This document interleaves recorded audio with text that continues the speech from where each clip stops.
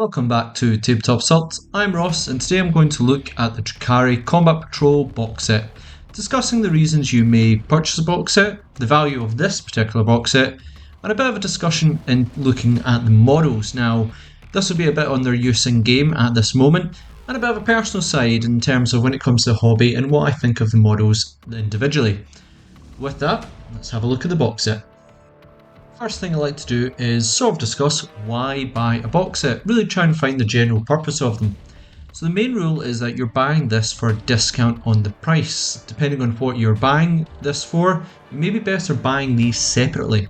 So if you're buying for the game, have you made test lists, and does every model find a place in one or more of those lists? Are units useful or not? Though bear in mind, rules do change, so what may not be so useful today may be more useful later on. So something to bear in mind on that side. And then if you're buying for a hobby purpose, generally more sort of painting and converting, then do you have an interest in building and painting every model in the box set? And that's quite an important one, because if you're not buying it for all the models in there, again, it might be better to buy them separately. And a real important one is, does your current pile of shame have other units in it that need work? And that could be other units from other armies, other games, etc. I know on a personal side, I have a huge amount in my pile of shame that I need to work through, so I found that really I've been trying to limiting my purchases unless it's a unit I particularly need at that moment. What I will look at further evaluating these box sets is the value, each model's price separately to determine the box set discount, and which unit could be undesirable or not useful within the box set, and is it still worth it? We'll also be discussing the usefulness of each unit, how that unit each perform and its usefulness as of October 2023. And I won't look at the value based so much on hobby, because I find that is a subjective side. So if I do talk about that side, or probably will a wee bit, it is more talking about a personal experience of what I think of these units. And when it comes to Drukhari, which was the first ever army I ever collected, I might be a bit biased as I'm a big fan of them. On to the contents of the box set itself. So first I'm going to evaluate the value of the box set. So we have an Archon in there. Now it does cost £19 individually, and in terms of points, 75 points. An Incubi unit, now fairly new unit I suppose, especially when it comes to Drukhari set, costing £37.50. In terms of points, that's about 80 points. Kabalite Warriors, sort of your standard troops, really iconic. £27.50 for a unit of 10 of them, and they are going to be 110 points. A Raider, of course, £35 and 90 points, and a Ravager, which is £37.50, being 115 points. So the value of this is as of October 2023 for the box set is £95 via Games Workshop Direct. Total individually is £156.50, totaling about a saving of £61.50. So that is a big saving right there if you are planning to get all of these units here. When it comes to £61.50, you could probably lose a unit or two of these, depending on which ones, and you'll still be actually saving quite a bit of money. So that is quite good. Keep in mind, discount from other sites for additional discounts. But yeah, one of the best ones, though a bit low in points. This is only about 470 points. But you could lose certainly the Archon and possibly either the Raider or the Ravager, and you're still going to be actually making a bit of a saving there. So that's quite good on that side. On to the first unit in the box set, and we're going to talk about the Archon, obviously a very iconic unit when it comes to the Drukhari, leader scoundrel of some of the forces when you're going to go on a raid. So in terms of points, 75 points per model at this moment of recording. Kind of the expected stats for an Archon. They're not the toughest thing in the world, though I would prefer maybe that coming up to 5 wins rather than just 4, but okay. And with that, 2+ invul save that cannot be rerolled, and once it's failed, then you're relying on your normal save. Bit of a danger point, but I suppose I've been in a couple of games where in the past, and we're going way back here, when I've had I believe it's the Shadow Field, can't remember back in the day. Simply put, that 2+ invul really annoyed a few of my opponents, so it can be quite good, I guess. Just once it fails, be ready for the Archon to go down. In terms of weapons, in ranged, I can't really see a reason why you wouldn't take the blast pistol. I suppose it's really short range, but I think it's just going to offer a lot more compared to the splinter pistol. Melee for combat character I find kind of mediocre. The AP and damage are kind of okay, I just wish there was probably more weapon variety there. And having the anti-infantry is okay in on itself, maybe if you're going to be fighting more elite infantry, but you're giving up all the ability to really damage anything else, you know, monsters, vehicles, heck, cavalry, whatever. They're all going to be exceptionally hard to actually hit. So having the anti-infantry 3+ really isn't just enough there to warrant such a weapon. I think that needs to be really massively improved. If you are going to make them just a specialist in infantry, they better have a big upswing on them so that, yeah, you're not going to hit anything else any better, but boy, they're going to blend infantry. I just don't see that there. You know, you're giving away quite a lot there. In terms of abilities, we have the reroll wound rolls of 1 or empowered full rerolls. That is very, very good. Having rerolls to wounds is always a fantastic thing to have. And once per battle, increase the enemy stratagem by 1 after its use. Again, can be great, this edition so far. However, there is a big weakness in this, and at the point of recording, I don't think this has been addressed. One of the problems is that it's not, you know, the units that it joins are not melee focused. You know, the core of Archon, yeah, it could be fine, but Kabalite Warriors are not going to be your go-to combat unit. So not going along with them really does hurt on that side, because Archon will offer more value in combat. I suppose when you are going to be doing damage, the rerolling wounds is going to be great. But the other point is that if you go in a vehicle, which a lot of your units are going to be in vehicles, you know, I'm glad that, you know, in Drukhari forces we're still rolling about in our raiders. Your abilities don't work in vehicles, so I don't think you can activate the once per battle increased stratagem while you're in a vehicle. And when you're rerolling to wounds, I don't believe that will apply to the vehicle itself because you're not technically in the battlefield. So really those special abilities are for naught as long as you're in a vehicle, and we're Drukhari, we want to be in vehicles.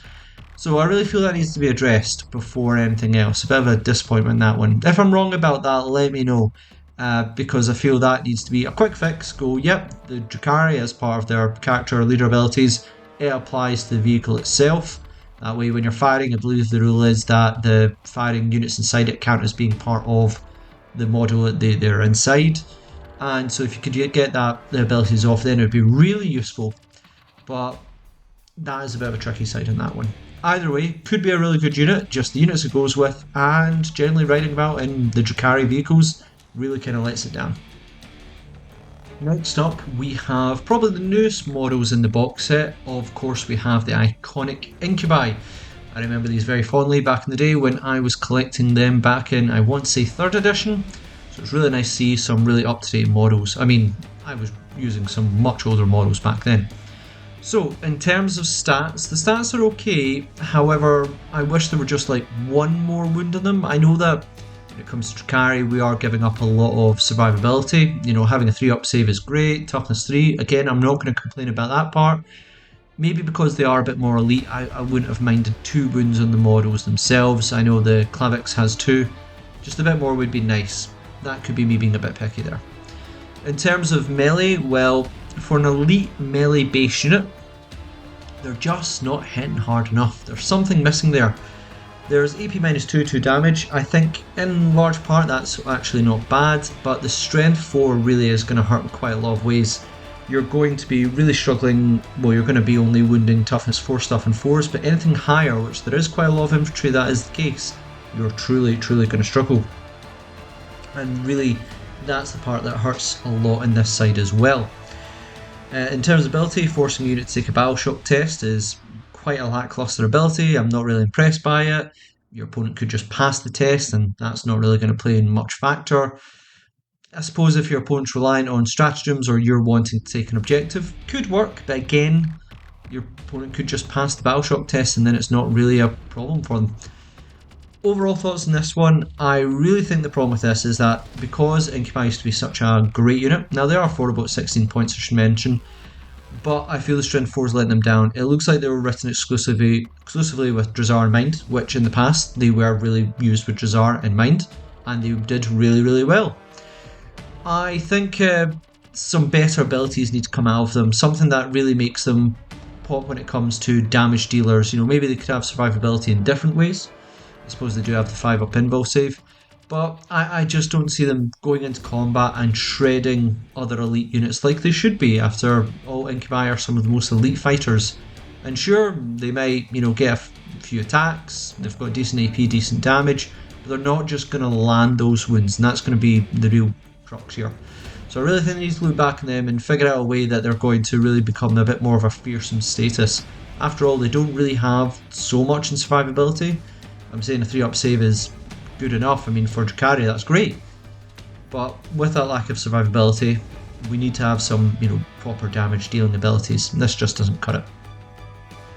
On to the faithful Kabalite Warriors next, and 11 points per model.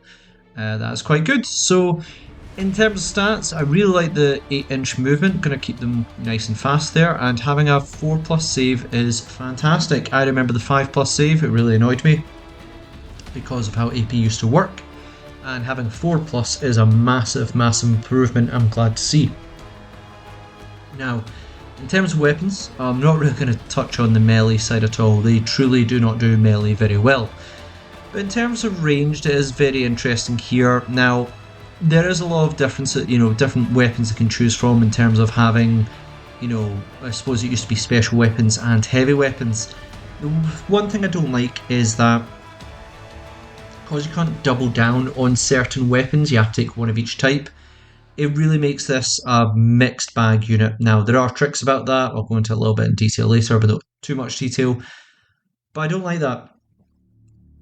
I really prefer, if I'm going to take a 10-man squad, 2 Dark Lances and maybe 2 Blasters, or maybe if I'm going to go down anti-infantry, 2 Splinter Cannons, 2 Shredders. Yeah, I'm just not a big fan of this sort of, I know they are in the box, and what the box is you get one of each. Cool, great. This unit, I don't know if it works for, and I don't know if it's maybe because it's an older thing, not sure. Not a big fan of that side, so just going to put that out there. Now, in terms of abilities, they've got sticky objectives, and it confers to the transport. Someone knew the score when it came to Drukhari. They knew we're going to sit them in transports, and if we give them sticky objectives, it's not going to work. Put it on the transport, fantastic. That needs to be applied in a few other areas, as I was saying, the Archon. But someone knew that, yeah, this needs to be conferred to the transport they're in, and good job. I think that's actually a really good decision for them. It means there's a whole lot of mobility. You know, you sticky object one objective, and then you can fly off to another objective and steal that as well. Don't know how I feel in terms of Kabalite Warriors being, you know, taking objectives. You know, I feel there should be sort of more taking captives. I suppose you can weave it in narratively in some way. But yeah, quite cool. Someone new put it in the transport as well. Big fan of that. Overall thoughts, these are Kabalite Warriors were a staple in Drukhari armies, and they stay that way. I just really don't like how the weapons are laid out. I really wish they'd go back on that, stop thinking of the box set and think about how the unit works. There is, of course, this Venom trick where you can essentially use a Venom to split apart the units and then reload them, and you can essentially get a Raider filled with special heavy weapons, etc. Stick an Archon in there as well, and well, you don't get the abilities there unless they jump out. But you get the point. There are a few tricks there. It is quite cool.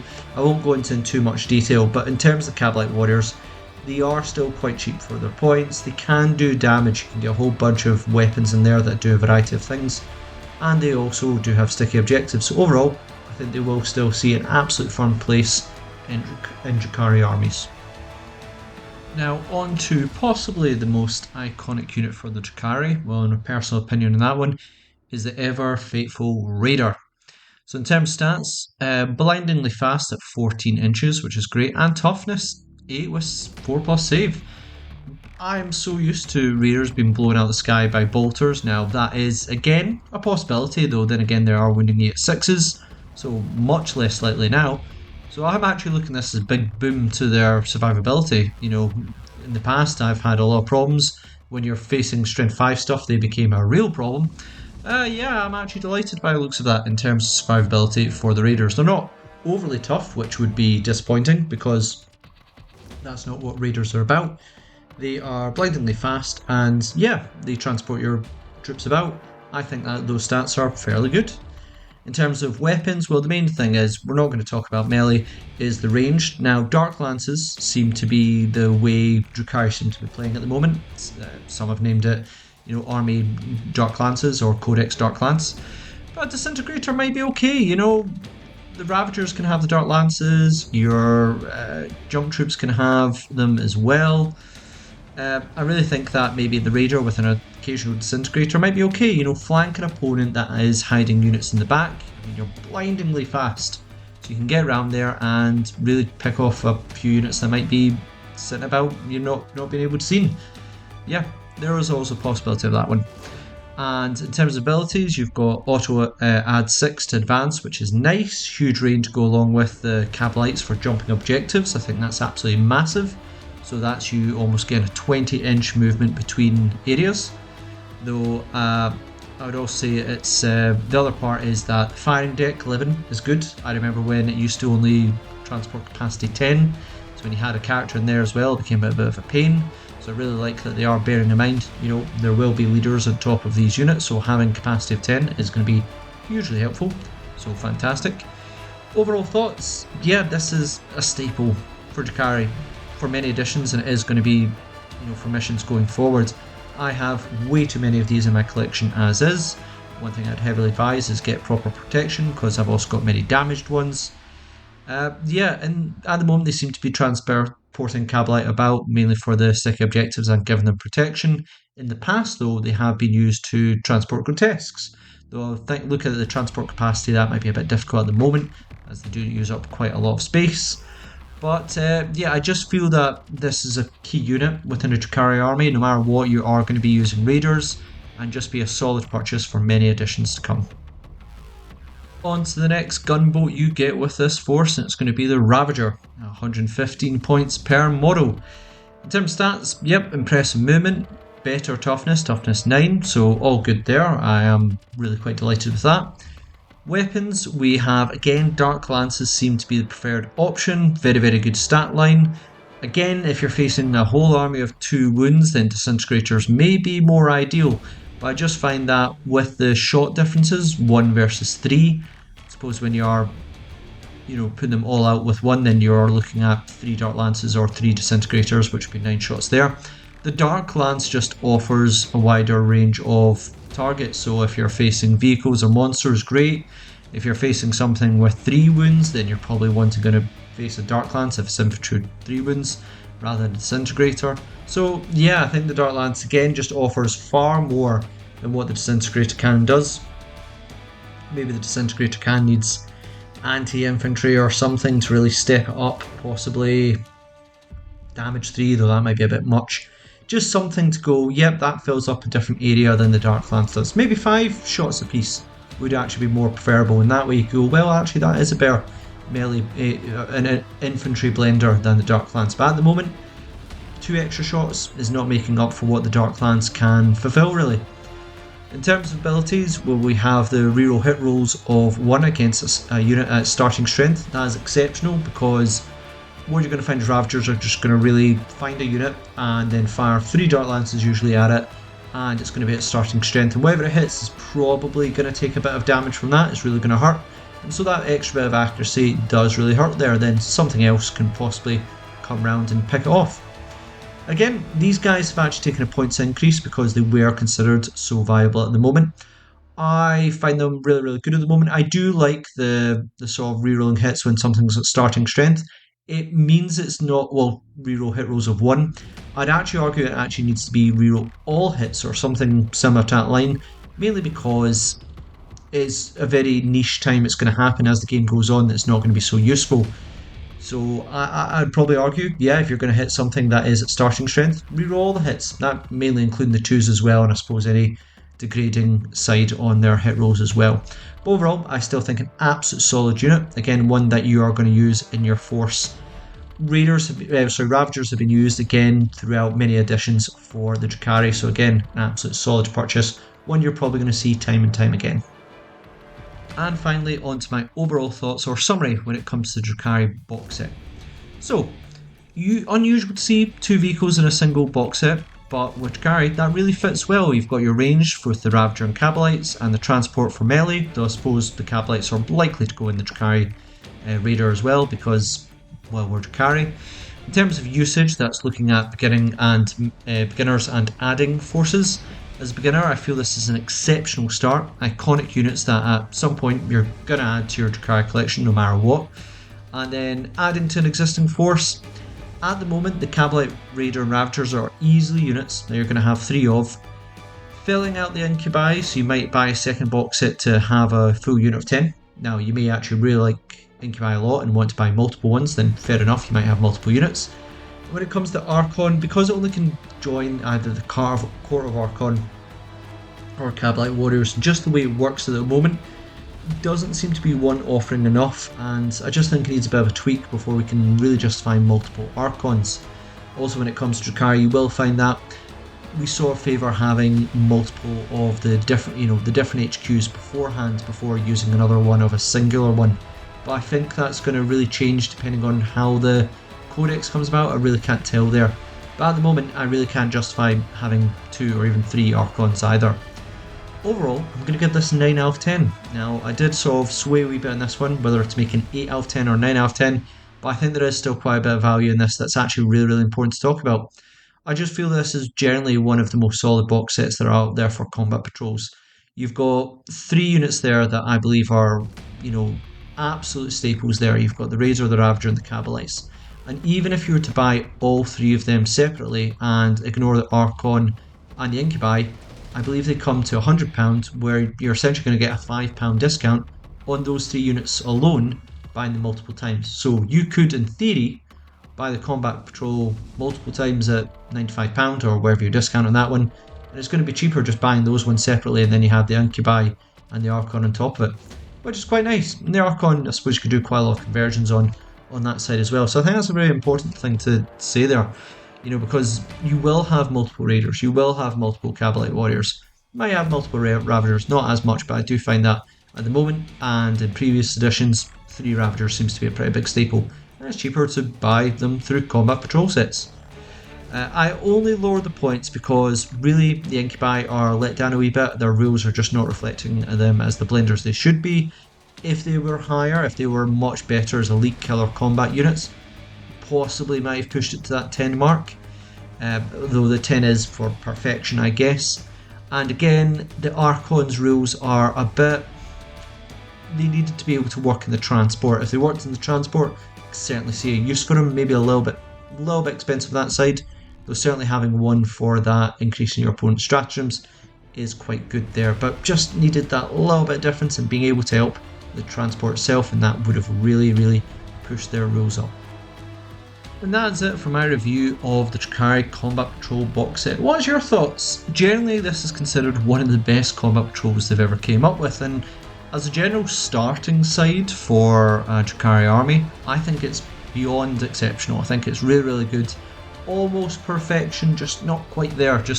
Maybe just in the rules a wee bit lacking on that side, but nevertheless, you never know what future codexes editions might hold.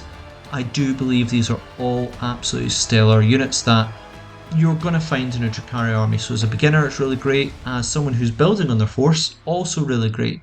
So I think this is really, really one of the top rated Combat Patrol box sets, and possibly one of the best box sets they've had of all time, just really for any Drukhari player. Very interested to hear what people's thoughts are on this one. Drukhari is the first army I ever played. Way back when. It was the army of choice before I started the channel, and I haven't actually painted that force yet. I only learned how to paint really back in 2019, and I've been painting other forces. I haven't got quite to the skill level I want yet before I'll finally get back to my love of Drukhari and really get a superb painted force, and I'll hopefully paint that myself.